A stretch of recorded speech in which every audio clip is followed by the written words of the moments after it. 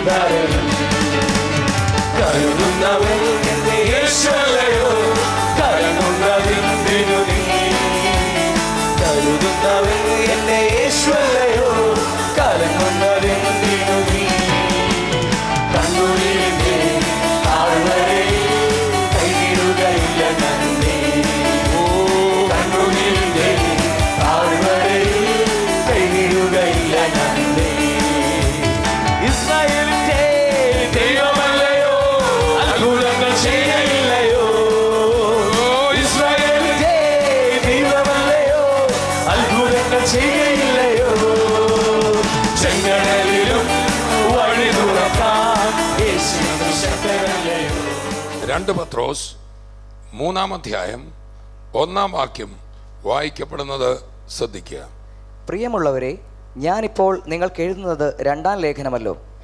വിശുദ്ധ പ്രവാചകന്മാർ മുൻപറഞ്ഞ വചനങ്ങളും നിങ്ങളുടെ അപ്പോസ്തലന്മാർ മുഖാന്തരം കർത്താവും രക്ഷിതാവുമായവൻ തന്ന കൽപ്പനയും ഓർത്തുകൊള്ളണമെന്ന് ഈ ലേഖനം 2-നാലും ഞാൻ നിങ്ങളെ ഓർമ്മപ്പെടുത്തി നിങ്ങളുടെ പരമാർത്ഥ മനസ്സ് ഉണർത്തുന്നു. Praise the Lord.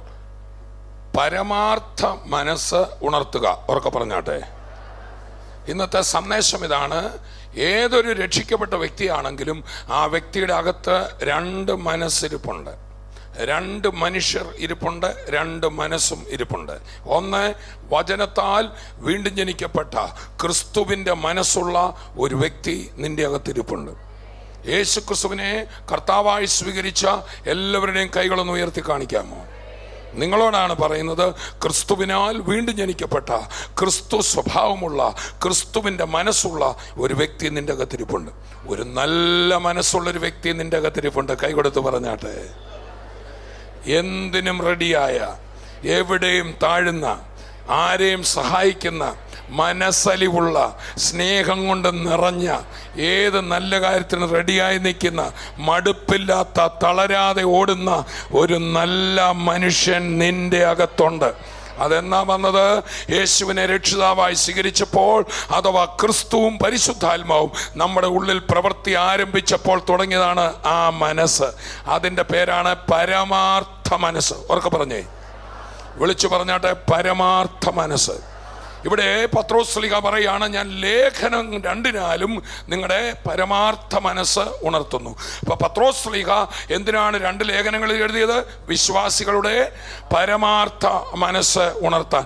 1-2 പേർ പറഞ്ഞാട്ടെ. നിങ്ങൾ എന്തെങ്കിലും എഴുതിയാൽ, നിങ്ങൾ വാട്സാപ്പിൽ ഒരു സന്ദേശം അയച്ചാൽ, പറഞ്ഞാട്ടെ, നിങ്ങളൊരു ടെക്സ്റ്റ് മെസ്സേജ് അയച്ചാൽ, നിങ്ങളൊരു വാക്കു പറഞ്ഞാൽ, വിശ്വാസിയിലെ ഏത് ഭാഗം ഉണർന്നു വരണം?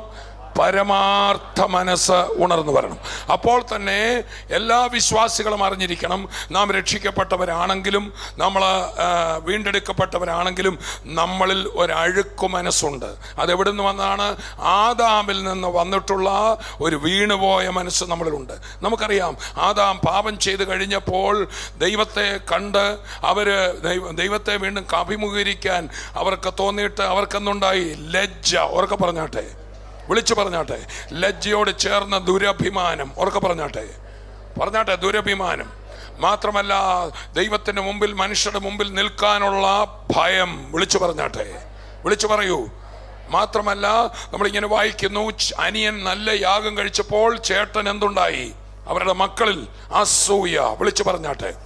അസൂയയെ തുടർന്ന് ചേട്ടന് അനിയനോട് എന്തുണ്ടായി? എനിക്കവനെ വകവരുത്തണം എന്ന കൊലപാതക ചിന്ത അവനെ വകവരുത്തുകയാണ്.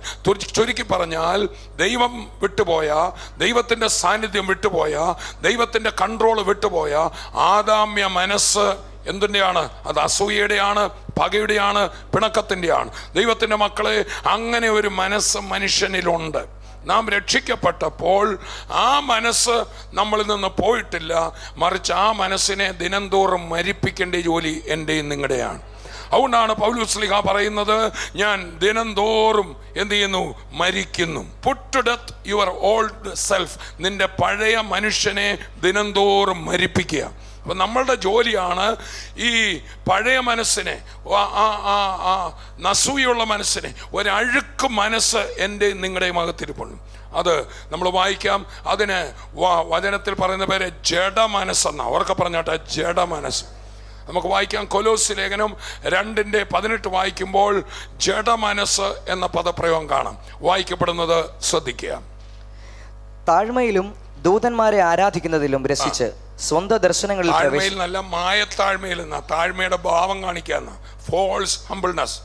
മതപരമായി പുറമെ വലിയൊരു ഭാവം, പ്രൈസ് ലോർഡ് എന്നൊക്കെ പറഞ്ഞ് വലിയ താഴ്മ കാണിക്കുക, അകത്ത് ഭയങ്കര മൂർഖംപാമ്പിൻ്റെ പത്തി പൊക്കുകയും ചെയ്യുക. ഒരു വിശ്വാസിയുടെ ഭാവം കാണിക്കുക, ഒരാത്മീയൻ്റെ ഭാവം കാണിക്കുക, ഒരു മതഭക്തൻ്റെ ഭാവം കാണിക്കുക. പുറമേ കണ്ട വലിയ ഭക്തന എന്ന് ചമയും. അതാണ് ഫോൾസ് ഹംബിൾനെസ്. അതാണ് മായ താഴ്മ എന്നായിരുന്നു അതിൻ്റെ ട്രാൻസ്ലേഷൻ വരേണ്ടത്. മായത്താഴ്മയിലും ദൂതന്മേ ആരാധിക്കുന്നതിലും രസിച്ച് വായിക്കാം.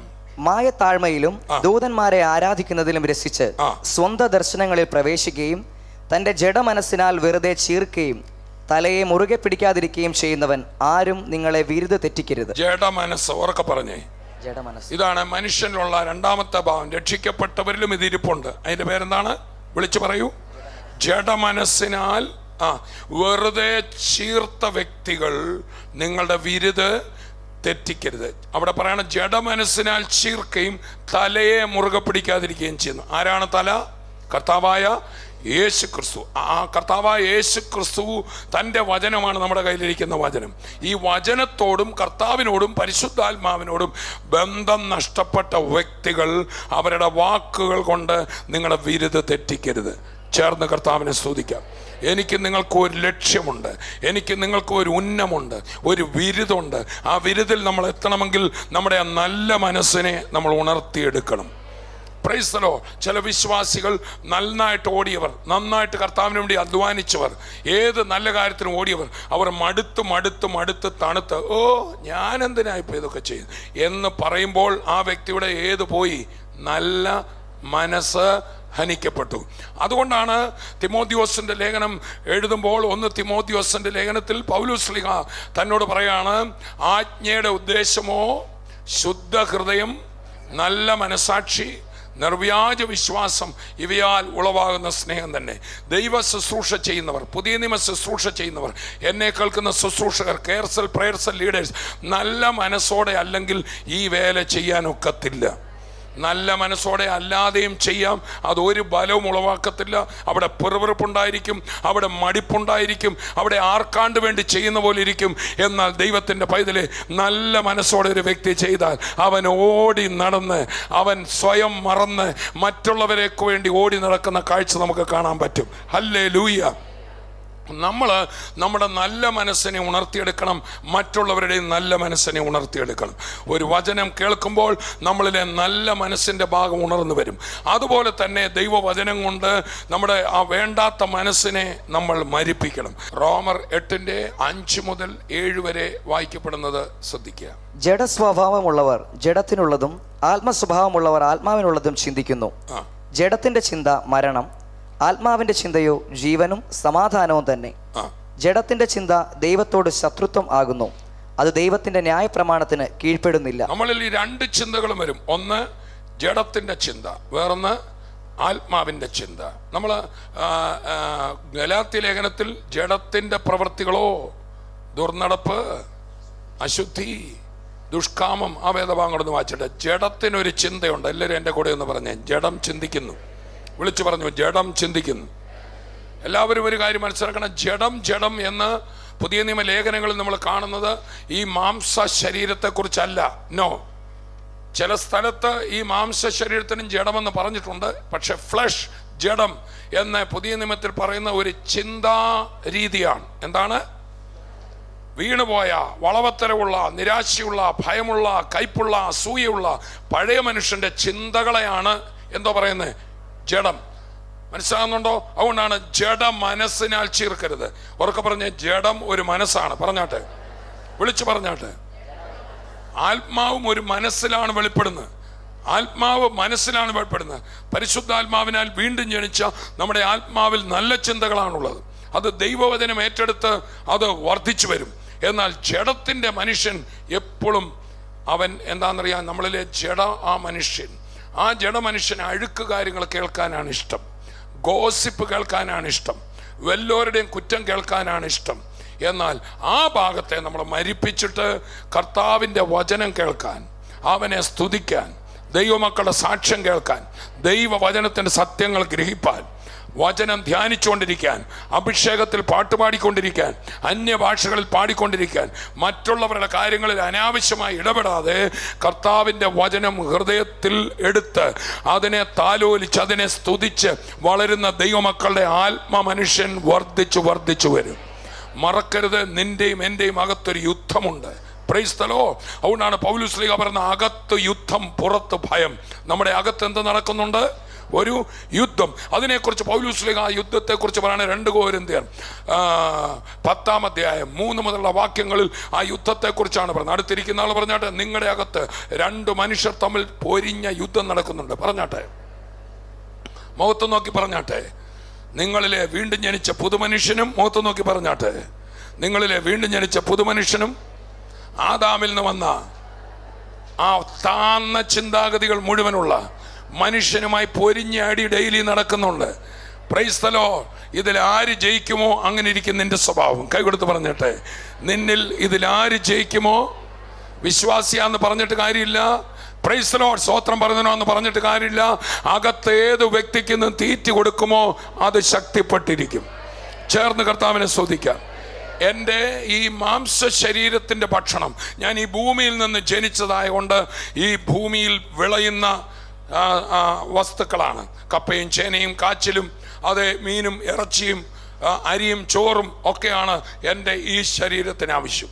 എന്നാൽ പലരും ഈ തെറ്റിദ്ധരിച്ചു. പ്രത്യേകിച്ച് ജ്ഞാനവാദികൾ എന്ന് പറഞ്ഞൊരു കൂട്ടരുണ്ട്. ആരാണ് ആ ജ്ഞാനവാദികൾ? ചിന്തിച്ചത് ഈ മാംസ ശരീരമാണ് കുഴപ്പത്തിനെല്ലാം കാരണമെന്ന്. അടുത്തിരിക്കുന്ന ആൾ പറഞ്ഞാട്ടെ, നിങ്ങളുടെ ശരീരമല്ല പ്രശ്നം. Price the Lord. അതുകൊണ്ട് അവരെന്ത് ചെയ്തു? ശരീരത്തെ പട്ടിണിക്കിട്ടാൽ ഞാൻ ആത്മീയനാവും. കൈയെടുത്ത് പറഞ്ഞ്, നിങ്ങൾ 4 നേരം കഴിക്കാതിരുന്നാലും ആത്മീയനാകില്ല. Praise the lord. ചില പ്രത്യേക ഭക്ഷണ പദാർത്ഥങ്ങൾ ഒഴിവാക്കിയാൽ എന്ത് ചെയ്യും? എൻ്റെ സ്വഭാവം മാറും. ചില പറയുന്നത് പോത്തിറച്ചിയൊക്കെ തിന്നാൽ നിങ്ങളൊക്കെ പോത്തിനെ പോലാവുമെന്ന്. അങ്ങനെയാണെങ്കിൽ പ്രാവർച്ച് തിന്നാരെ പോലാവും. അങ്ങനെയൊന്നും വരത്തില്ല. പോത്ത് തിന്നാലും പ്രാവ് തിന്നാലും ഒന്നും ആദാഫം കൊണ്ടല്ല. ആദാമിൽ നിന്ന് വന്നൊരു വ്യക്തി, കാണാൻ മേലാത്തൊരു വ്യക്തി എൻ്റെയും നിങ്ങളുടെയും അകത്തുണ്ട്. അവൻ്റെ പേരാണ് ജഡ മനസ്സ്. ഉറക്കെ പറ. നമ്മുടെ പലരുടെയും വിചാരം അതില്ലെന്ന്. കൈ കൊടുത്ത് പറ, ബ്രദറിലും ഉണ്ടെന്ന് പറ. എല്ലാവരിലും ഉണ്ട്. അതിനകത്ത് സ്തോത്രം. ഞാൻ നിങ്ങളോട് പറയട്ടെ, നിങ്ങളുടെ മനസ്സിൽ കൂടെ പോയ പല ചിന്തകളും വേറെ ആരെങ്കിലും അറിഞ്ഞിരുന്നെങ്കിൽ ഇന്ന് ഡീസൻ്റായിട്ട് ഇവിടെ ഇരിക്കാൻ പറ്റുമായിരുന്നു. ഭയങ്കര ആത്മീയരാണ് നിങ്ങൾ ഭയങ്കര സ്വോത്രക്കാരാണ്. നിങ്ങൾ സ്വർഗീയ വിരുന്നിലെ കെയർസൽ ലീഡറാണ്, പ്രേയർസൽ ലീഡറാണ്, ബ്രദറാണ്, TV പ്രസംഗിക്കുന്ന ആളാണ്, ഒക്കെ സമ്മതിച്ചു.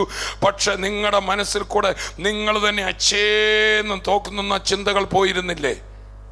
ആരും മിണ്ടുന്നില്ല. മിണ്ടണമെന്ന് എനിക്ക് നിർബന്ധവും ഇല്ല. Price the Lord. പറഞ്ഞാട്ടെ, ഏറ്റവും ഹീനനായ, പറഞ്ഞാട്ടെ സ്തോത്രം, നിനക്ക് തന്നെ അറപ്പുളവാകുന്ന, ഞാനാണോ ഇങ്ങനെയൊക്കെ ചിന്തിച്ച് എന്ന് തോന്നുന്ന നിലയിൽ ഒരു അഴുക്കു വ്യക്തി നിന്റെ അകത്തിരിപ്പുണ്ടോ? ഉണ്ടോ ഇല്ലയോ? ഉണ്ടോ?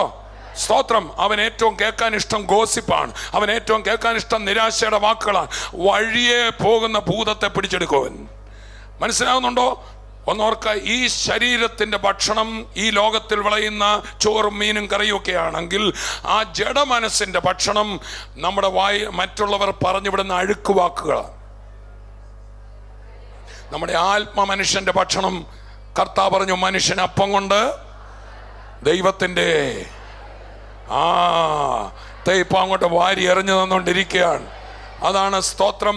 നമ്മൾ എന്ത് ചെയ്യണം? ആ ജഡമനസ്സിനെ പോഷിപ്പിക്കാതെ ആത്മ മനസ്സിനെ പോഷിപ്പിക്കണം. അവരൊക്കെ പറഞ്ഞാട്ടെ. അതാണ് 1 പത്രോസ് 2 ആദ്യ ഭാഗങ്ങളിൽ നമ്മൾ വായിക്കും. ആകയാൽ സകല ദുഷ്ടതയും എല്ലാ ചതിവും വ്യാജഭാവവും അസൂയയും എല്ലാ നുണയും നീക്കിക്കളഞ്ഞ് ഇപ്പോൾ ജനിച്ച ശിശുക്കളെ പോലെ രക്ഷയ്ക്കായി വളരുവാൻ വചനം എന്ന മായമില്ലാത്ത പാൽ കുടിപ്പാൻ വാഞ്ചിപ്പിൻ. പുതുമനുഷ്യന്റെ ഭക്ഷണം വചനമാണ്. വിളിച്ചു പറഞ്ഞാട്ടെ, പുതുമനുഷ്യന്റെ ഭക്ഷണം എന്താണ്? വചനമാണ്. നല്ല മനസ്സിന്റെ ഭക്ഷണം ഏതാണ്? വചനമാണ്. ആ വചനം ഏതിന് കൊടുക്കണം? പുതുമനുഷ്യന് കൊടുത്തുകൊണ്ടേയിരിക്കണം. ഞായറാഴ്ച വന്ന് 2 വചനം കേട്ടേച്ച് പോയാൽ പോരെ. നമ്മൾ തന്നെ വചനം ഏറ്റുപറയണം. നമ്മൾ തന്നെ വാഗ്ദത്തങ്ങൾ ഏറ്റുപറയണം. ആരിലും വന്ന് മടുപ്പിക്കുന്ന വാക്ക് പറഞ്ഞാൽ അത് ആരേറ്റെടുക്കാൻ സാധ്യതയുണ്ട്? എൻ്റെ പഴയ മനുഷ്യൻ ഏറ്റെടുക്കാൻ സാധ്യതയുണ്ട്. എന്തോ ഗുണം ഉണ്ടായി പോയിട്ട് എന്ന് പറയുമ്പോൾ അത് പിടിക്കാൻ ആരിരിപ്പുണ്ട്? എന്നിലെ ജഡമനസ്സിരിപ്പുണ്ട്. പിന്നെ ഞാൻ വീട്ടിൽ പോലും ചിന്തിക്കുക, ശരിയാ, എന്തോ ഗുണം ഉണ്ടായി പോയിട്ട്. മനസ്സിലാകുന്നുണ്ടോ? പിന്നെ വായിന്ന് വരുന്നതെല്ലാം നെഗറ്റീവായിരിക്കും. പിന്നെ നമ്മുടെ സ്വഭാവമേ മാറാൻ തുടങ്ങും. അല്ലെങ്കിൽ ഒരു ശുശ്രൂഷയെ കുറ്റം പറയുന്നവർ വരും. അതുകൊണ്ടാണ് 2 കൊരിന്ത്യർ 6 അധ്യായത്തിൽ പൗലോസ് ശ്ലീഹ പറയുകയാണ്, നിങ്ങളുടെ ഹൃദയങ്ങളിൽ എത്ര ഇടുക്കമുള്ളത്. ഈ ഇടുക്കം ഞങ്ങളുടെ വചനത്താൽ വന്നതല്ല. വചനം ആരെ ഇടുക്കത്തില്ല. അപ്പോസ്തലന്മാർ മുഖേന പറഞ്ഞ വചനം, ക്രിസ്തുവിൻ്റെ വചനം ആർക്കും ഇടുക്കം കൊണ്ടിരില്ല. അത് വിശാലതയെ കൊണ്ടിരുള്ളൂ. Praise the lord. ഇവിടെ ഇരിക്കുന്ന എത്ര പേർക്ക് ജീവിതത്തിൽ വിശാലത വേണം? നിങ്ങൾ വചനം അകത്തോട്ട് വിശ്വസിക്കുകയും വാ കൊണ്ട് ഏറ്റുപറയുകയും ചെയ്തുകൊണ്ടിരുന്നു, നിങ്ങളുടെ വഴികൾ വിശാലമാകും. അതെ പ്രിയപ്പെട്ടവരെ, നമ്മളിലെ നല്ല മനസ്സിനെ ഉണർത്തിയെടുത്താൽ ക്രിസ്തു സമാനമായി നമുക്ക് ഈ ലോകത്ത് ജീവിക്കാം. അതുകൊണ്ടാണല്ലോ പൗലോസ് ശ്ലീഹ പറഞ്ഞത്, ആത്മീയൻ സകലത്തെയും വിവേചിക്കുന്നു, താൻ ആരാലും വിവേചിക്കപ്പെടുന്നില്ല. നാമോ ക്രിസ്തുവിൻ്റെ മനസ്സ് ഉള്ളവർ ആകുന്നു. നമ്മുടെ മനസ്സ് വഷളായി പോയാൽ നമ്മുടെ ജീവിതം വഷളാവും. നമ്മുടെ മനസ്സ് ഭാരം കൊണ്ട് നിറഞ്ഞാൽ നമുക്ക് മുമ്പോട്ട് പോകാനൊക്കില്ല. നമ്മുടെ മനസ്സ് മടുത്താൽ നമ്മളെ കൊണ്ടൊന്നും നടക്കില്ല. ഇതെല്ലാം പിശാചിന് നന്നായിട്ട് അറിയാം. അതുകൊണ്ട് നമ്മുടെ ശത്രുവായ ആ ദുരാത്മാവ് ലക്ഷ്യം വെക്കുന്നത് നമ്മുടെ മനസ്സിലാണ്. നമ്മുടെ മനസ്സിനെ വഷളാക്കാനാണ് നോക്കുന്നത്. പ്രസംഗങ്ങൾ വഴി അത് വഷളാകാം, വായന വഴി അത് വഷളാകാം, ദൈവവചനം ശരിയല്ലാത്ത രീതിയിൽ ഗ്രഹിച്ചാൽ അത് വഷളാകാം. നമ്മൾ വളരെ സൂക്ഷിക്കണം. അപ്പോൾ തന്നെ നമ്മുടെ ശാരീരിക സൗഖ്യങ്ങളും നമ്മുടെ മനസ്സുമായി വളരെ ബന്ധമുണ്ട്. തിരുവചനവും അത് പഠിപ്പിക്കുന്നു. മെഡിക്കൽ സയൻസ് അത് വളരെ നന്നായിട്ട് പറയുന്നുണ്ട്. ഞാൻ പറയേണ്ട ആവശ്യമില്ല. ഒരു പാമ്പ് കടിയേറ്റയാൾ ഭയന്നാൽ പെട്ടെന്നായിരിക്കും മരണം സംഭവിക്കുന്നത്. പ്രിയപ്പെട്ടവരെ, ആ കുളക്കടവിൽ സൗഖ്യം കാത്ത് വർഷങ്ങളായി കിടന്ന മനുഷ്യൻ്റെ അടുക്കൽ യേശു വന്നിട്ട് ചോദിക്കുകയാണ്, സൗഖ്യമാകാൻ നിനക്ക് മനസ്സുണ്ടോ? ആ വ്യക്തി പറയാണ്, എന്നെ കുളത്തിലേക്ക് ഇറക്കാൻ എനിക്ക് ആരുമില്ല, എനിക്കാണെങ്കിൽ കഴിവുമില്ല. ലോകത്തിൽ നമ്മുടെ എല്ലാം പരാതികളൊന്ന് ശ്രദ്ധിച്ച്, ആ മുടന്തൻ്റെ 2 പരാതികളുടെ ആവർത്തനമാണ്. എന്നെ കൊണ്ടിട്ട് കഴിവുമില്ല, എന്നെ സഹായിക്കാൻ ആരുമില്ല. നമ്മൾ നമ്മുടെ കഴിവുകേടിലും മറ്റുള്ളവർ നമ്മൾക്ക് വേണ്ടി ചെയ്യാത്തതിലും നമ്മൾ പരാതി പറഞ്ഞുകൊണ്ടിരിക്കുന്നവരാണ് നമ്മളൊക്കെ പലപ്പോഴും. എന്നാൽ ഇതാ സഹായിയായി ദൈവം തമ്പുരാൻ മനുഷ്യനായി ഞാൻ വന്നിരിക്കുന്നു. നിനക്ക് മനസ്സുണ്ടോ? ഇനി വേണ്ടിയത് നിൻ്റെ കഴിവല്ല, പണമല്ല, നിൻ്റെ മൈൻഡും കൂടെ ഉണ്ടെങ്കിലേ എനിക്ക് പ്രവർത്തിക്കാനൊക്കത്തുള്ളൂ. എൻ്റെ സൗഖ്യത്തിൻ്റെ ശക്തി നിൻ്റെ മേൽ വരും, പക്ഷെ വിശ്വാസത്താൽ നീ എടുക്കണം, നീ അത് എക്സ്പെക്റ്റ് ചെയ്യണം, നിനക്കതിനൊരു മനസ്സ് വേണം, എങ്കിലേ നീ അത് പ്രാപിക്കാനൊക്കത്തുള്ളൂ. ചിലർ രോഗത്തിന് പ്രാർത്ഥിക്കുമ്പോൾ പലരെ കൊണ്ട് ഇങ്ങനെ പ്രാർത്ഥിപ്പിക്കും, ഇനി അടുത്ത പ്രാർത്ഥനയ്ക്കും പ്രാർത്ഥിപ്പിക്കാമല്ലോ, അല്ലെ അടുത്ത ദൈവദാസനെ കൊണ്ടും പ്രാർത്ഥിപ്പിക്കാമല്ലോ. അങ്ങനെ ഒരു ചടങ്ങായി, ഒരു മതാചാരമായി പ്രാർത്ഥന മാറാതെ വിശ്വാസം, ഇന്ന് യേശുവിൻ്റെ നാമത്തിൽ പ്രാർത്ഥിക്കുമ്പോൾ എൻ്റെ രോഗം സൗഖ്യമാവും, എൻ്റെ പ്രയാസം വിട്ടുമാറും. അത് കഴിഞ്ഞിട്ട് ആ കൈയൊക്കെ ഒന്ന് ചലിപ്പിക്കണം, ആ മുടന്തൻ ചാടി എഴുന്നേറ്റ പോലെ ഒന്ന് എഴുന്നേൽക്കണം, കിടക്കെടുത്തൊന്ന് നടക്കണം. അപ്പോഴാണ് സൗഖ്യങ്ങൾ തിരിച്ചറിയുന്നത്. രോഗസൗഖ്യങ്ങൾ ഇപ്പോൾ നടക്കും. അപ്പോൾ തന്നെ നമ്മുടെ വിടുതലൊന്ന് മനസ്സിൽ കണ്ടേ. ആ സാമ്പത്തിക വിഷയം കിടക്കുന്നു, ഇതെല്ലാം കൂടെ വന്ന് എൻ്റെ തലയിൽ കയറും, ഇപ്പോഴേ ആത്മഹത്യ ചെയ്തേക്കാം, അതാ നമ്മുടെ മനസ്സിലേക്ക് വരുന്നത്. അങ്ങനെയൊക്കെ പ്രയാസത്തിലിരിക്കുന്നവരെന്നെ കേൾക്കുന്നുണ്ട്. മനസ്സിൽ നിന്ന് അതൊന്ന് മാറ്റിക്ക്. ഒരു യേശു ഉണ്ടെന്നൊന്ന് വിശ്വസിച്ച്, ഒരു സഹായകനുണ്ട്, ഒരു വഴി ഒരുങ്ങും. മനസ്സൊന്ന് ഒരുങ്ങട്ടെ, മനസ്സൊന്ന് ഉണരട്ടെ. നമുക്ക് പ്രാർത്ഥിക്കാം. പിതാവേ, ഞങ്ങളങ്ങേ സ്തുതിക്കുന്നു. ഇന്ന് കേട്ട വചനം ഞങ്ങൾ ഏറ്റെടുക്കുകയാണ്. ഞങ്ങളുടെ പരമാർത്ഥ മനസ്സ് ഉണർത്തിത്തരണമേ കർത്താവേ. ഞങ്ങളിലെ ജഡിക മനസ്സ്, നിരാശയുടെയും ഭയത്തിൻ്റെയും പകയുടെയും കയ്പിൻ്റെയും മനസ്സ് മാറിയിട്ട് പ്രത്യാശയുടെ, സന്തോഷത്തിൻ്റെ, പ്രതീക്ഷയുടെ മനസ്സുണരട്ടെ. ഇത് കേട്ടുകൊണ്ടിരിക്കുന്ന വ്യക്തികളിൽ യേശു ക്രിസ്തുവിൻ്റെ നാമത്തിൽ രോഗബന്ധനങ്ങൾ ഇപ്പോൾ തന്നെ അഴിഞ്ഞു മാറട്ടെ എന്ന് ഞാൻ കൽപ്പിക്കുകയാണ്. രോഗബന്ധനങ്ങളോട് യേശുവിൻ്റെ നാമത്തിൽ പൊട്ടിമാറാൻ ഞാൻ കൽപ്പിക്കുകയാണ്. അതിൻ്റെ പുറകിലുള്ള ശക്തികൾ വിട്ടുമാറട്ടെ. യേശുവിൻ്റെ നാമത്തിലെ മുടന്തൻ ചാടി എഴുന്നേറ്റതുപോലെ കർത്താവേ, അങ്ങയുടെ കരം മക്കളെ തൊടുന്നതിനായി സ്തോത്രം. അനേകർ പ്രാർത്ഥിക്കുന്നല്ലോ, പ്രാർത്ഥിച്ചുകൊണ്ടിരിക്കുന്ന ഓരോരുത്തരുടെയും കൂടെ കർത്താവിൻ്റെ കരം ഈ നിമിഷം വ്യാപരിക്കുന്നതിനായി നന്ദിയോടെ സ്തോത്രം ചെയ്യുന്ന കർത്താവേ. ഹല്ലേലൂയ കർത്താവേ. അതുപോലെ മറ്റ് സാമ്പത്തിക പ്രതിസന്ധികൾ, കുഞ്ഞുങ്ങളുടെ വിദ്യാഭ്യാസം, കുടുംബപരമായ പ്രശ്നങ്ങൾ ഒക്കെ പ്രാർത്ഥിക്കുന്നുണ്ടല്ലോ, അതിന്മേലെല്ലാം കർത്താവിൻ്റെ കരം നീട്ടുന്നതിനായി നന്ദി. അപ്പോൾ മാത്രമല്ല, ഈ അവസരത്തിൽ ഞാൻ പ്രാർത്ഥിക്കുകയാണ്, ശുശ്രൂഷയിൽ ആയിരിക്കുന്നവരെ കർത്താവ് താങ്ങണമേ, വഴി നടത്തണമേ. ഇന്ന് നിങ്ങൾ വചനത്തിൽ കേട്ടതുപോലെ ഞങ്ങളിലെ ആ ജഡിക മനസ്സ്, ആ ജഡത്തിൻ്റെ ചിന്ത, ആ പഴയ മനുഷ്യൻ, അതിനെ ഞങ്ങളൊന്ന് ദൂരീകരിച്ച് ഞങ്ങളുടെ പകയുടെയും പിണക്കത്തിൻ്റെയും ഞങ്ങളിൽ പൊങ്ങി വരുന്ന ആ പഴയ ചിന്താഗതികളെല്ലാം അതിനെ ഉരിഞ്ഞു കളഞ്ഞിട്ട് ഞങ്ങളിൽ തന്നിരിക്കുന്ന ക്രിസ്തുവിൻ്റെ മനസ്സിനെ ഉണർത്തിയെടുക്കുവാൻ ഞങ്ങൾക്ക് കഴിവില്ല. പരിശുദ്ധാത്മാവ് ഞങ്ങളെ സഹായിക്കണമേ. ഈ കേട്ടുകൊണ്ടിരിക്കുന്ന ഓരോ വ്യക്തികളിലും ഒരു ജയകരമായ, സന്തോഷകരമായ ജീവിതം ഉണ്ടാകട്ടെ. യേശുവിൻ്റെ നാമത്തിൽ തന്നെ ആമേൻ, ആമേൻ. കർത്താവ് നമ്മെ ധാരാളമായി നന്മകളാൽ നിറയ്ക്കട്ടെ. ഡിസംബർ 31 കോട്ടയം നെഹ്റു സ്റ്റേഡിയത്തിൽ വരണം. നമുക്ക് ഒന്നിച്ച് കർത്താവിനെ ആരാധിക്കാം. 2018 നമുക്കൊന്നിച്ച് കിടക്കണം. ഇന്ന് കേട്ട സന്ദേശം തുടരുകയാണ്. അടുത്ത എപ്പിസോഡിൽ കാണും വരെയും കർത്താവിൻ്റെ കൃപയിൽ നമ്മെ സൂക്ഷിക്കും. I bless you in Jesus name.